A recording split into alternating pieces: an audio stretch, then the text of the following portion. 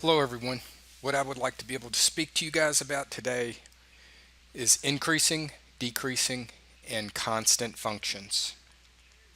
And what we're going to do is we're going to end up putting a lot of stuff together. We're going to put together where we're talking about range, domain, interval notation, function notation, and start putting more of the context of algebra together. So for a given interval of a graph, the graph is increasing if the graph rises, goes up from left to right. And we're always talking more or less about left to right as we look at stuff along our graph.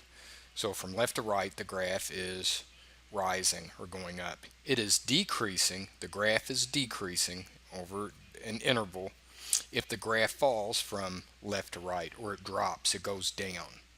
Okay? And this is a lot like slope. This would be positive slope, this would be negative slope. Positive slope increasing, negative slope decreasing. It's constant if the graph stays the same, which is just a horizontal line. So let's look at these three graphs that I have drawn here and just be able to look at it. So from an interval from negative infinity, because this just keeps on going, down here to the vertex. Vertex is where the parabola actually bottoms out. Okay, so going along from here, if I look at this, going from left to right, my graph falls or it drops. And so I'll just draw a line. I'll draw a tangent line. A tangent line is a line that touches exactly one point on that parabola, but it gives us an ideal representation. So for this, what I'm looking at is I have a decrease. I'll just abbreviate. Right at that vertex, if I drew a tangent line just to it that only touched right at the vertex, what would that be? Constant over that interval, and that would be a solitary point. And then from the interval from the vertex to positive infinity, I would have an increase because it is rising, it is going up from left to right. So this would be an increase. This is just a constant. And I'm sorry, this is a parabola, it's a quadratic equation. This is a cubic equation. And we'll get more in depth with being able to know what those are in further sections. Uh, if I look at we'll go ahead and pause the video and you pick out the different places and whether it's increasing, decreasing, or constant. All right, so from going from left to right, as I go along here, I am increasing. I come to a constant. Somewhere from here to here, I am decreasing. I come to a constant. And the last part, I'm increasing. Increasing here because from left to right, my graph is rising or going up. It eventually peaks, has a max. From here to here, it is decreasing because from left to right, it is falling or dropping or going down. All right. Eventually, it has a minimum, and then from here to here, the graph is rising or going up, and therefore it is increasing. Okay, so this is the way to be able to determine those graphically by looking at your graph and being able to remember these rules. Slope plays a lot into that. Okay, but we can see it graphically, but how do we know algebraically? Because you know you're not going to get a graph with every problem that you're given, and sometimes it's not practical to make a graph. So here's the three things that we're looking at: increasing, decreasing, and constant. And graphically, we'll look at this. So here's my graph, and the graph goes on to negative infinity to infinity. But this is only the interval that I'm looking at. So here are my points along the x-axis, and we'll just call them A and B. Okay, those just represent a number. Whatever interval I choose, whatever numbers I select, that's what A and B are representing. And of course, remember our function notation where we said f of x, and we use that in lieu of y. So this is how I have it written. So if this is my point A represented on the x-axis, where they meet is the actual coordinate, my y is written as f of a.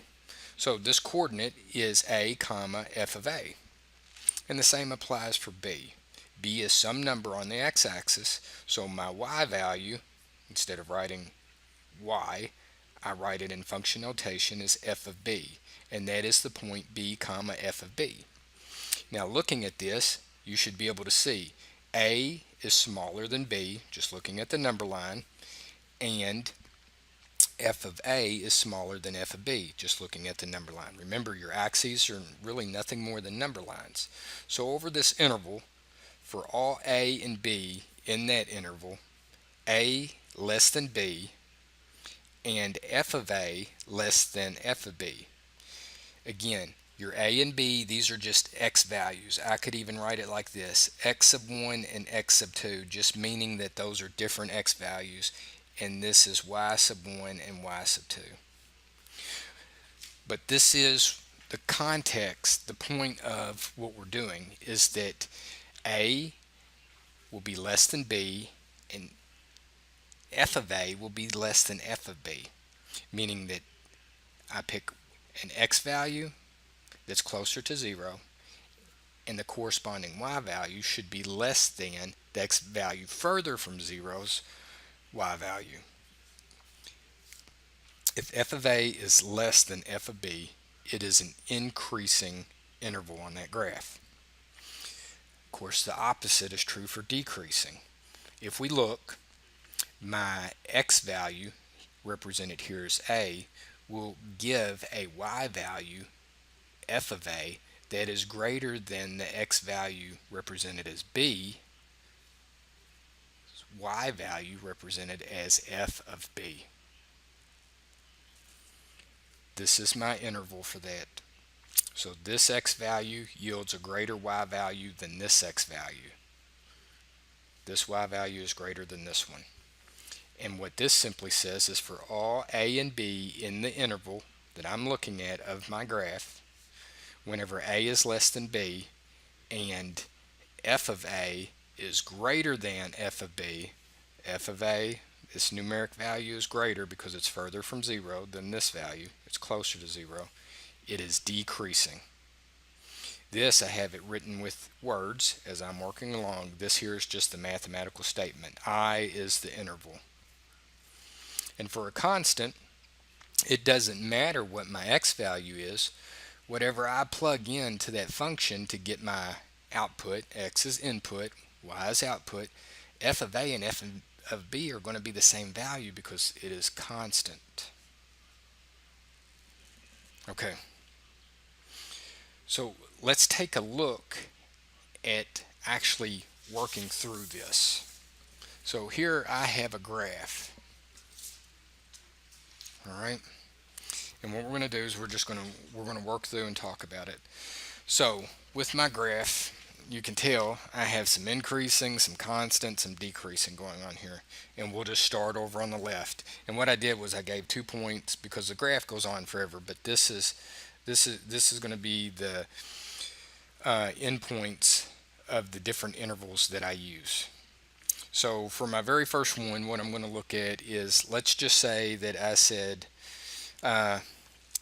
we'll start it right here. A is going to be a -9, okay, and then we'll come up here for B. So for this, I will have A equals a -9 and B equals a -6. So in essence, I know my x value, -9, so what's my y value? I just have to come over here on my graph. So what this is going to be is f of a, which is the same as y, is a -2. And I need to find my y, or my f of b, my y value for b. B was a -6, and these again represent your x's. How about I do this to help? B is a -6. I go up, I go over, there's 3. So f of b equals 3. Well, I know that a is less than b, a is less than b, It's a negative 9 is less than a negative 6. And whenever I look at this, I know that f of a is less than f of b, because the value for f of a is a negative 2, and that is less than 3. So f of a is less than f of b. Let's see, is that increasing? Yes, it is. This is increasing over the interval, and we'll give it as domain, negative 2 comma 3. This is interval notation that I've written. So from, whoops, I wrote the wrong one down. From a negative 9 to a negative 6. My apologies.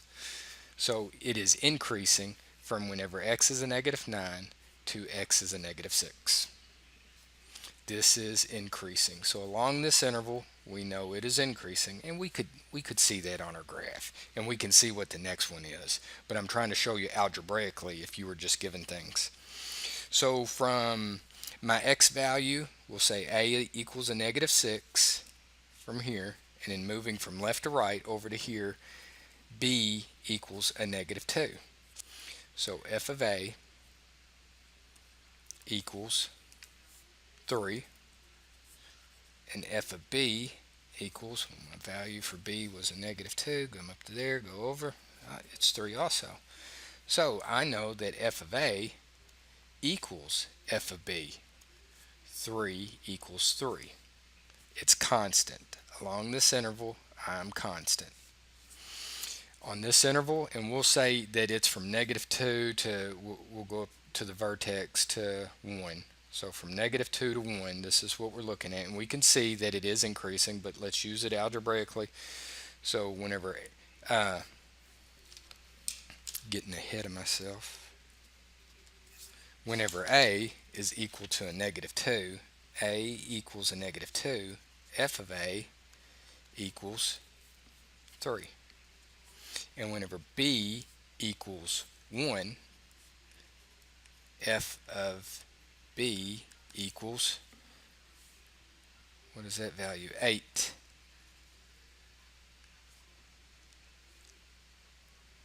I know that f of a is less than f of b, because 3 is less than 8. There we go. So on the interval from negative 2 to 1, negative 2 to 1, it is increasing. I apologize, I didn't write the from here. From a negative 6 to a negative 2, it was constant. And we'll do one more. We'll go from the x value of 1, so we'll say a equals 1, and b will equal 4.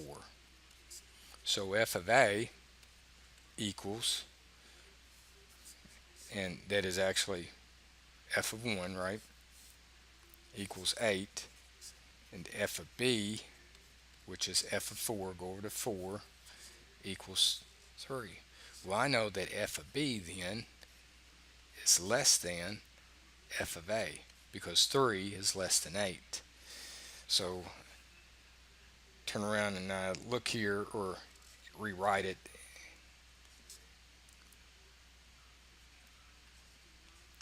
Like it is in yours, is that it is decreasing along this interval.